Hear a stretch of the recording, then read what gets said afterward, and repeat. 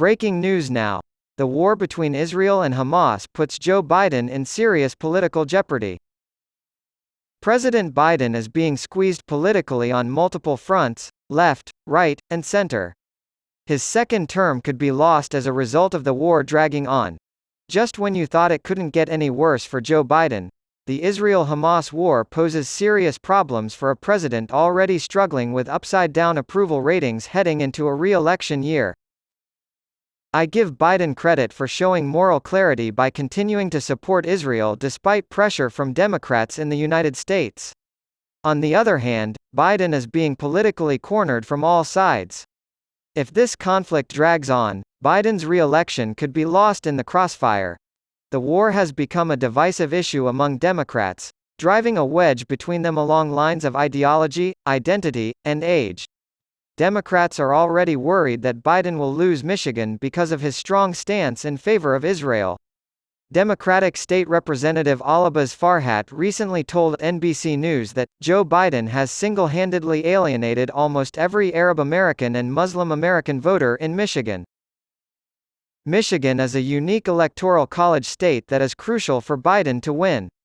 There are roughly 240,000 Muslims in Michigan, a state that Biden won in 2020 by a margin of 150,000 votes, as reported by NBC News. In 2016, Trump won Michigan by a margin of just over 10,700 votes. It's not just Michigan, though.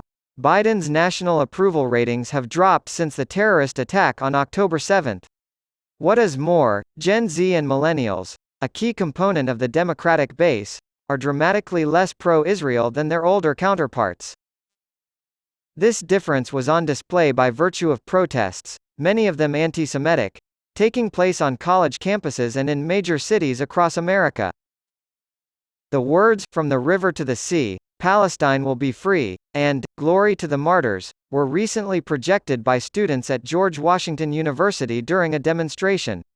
Anybody who has even a passing familiarity with the history of art can see through this transparent attempt to say, "Kill the Jews," and "Viva Hamas."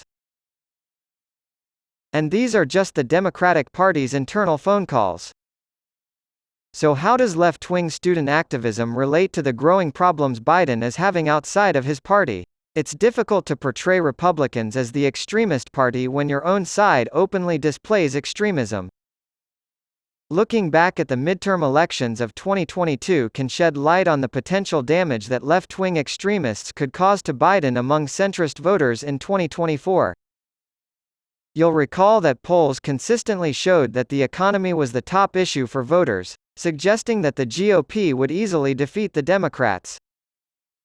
Biden wisely countered this by directing attention to the MAGA Republicans, who, in his words, pose a clear and present danger to the nation's democracy.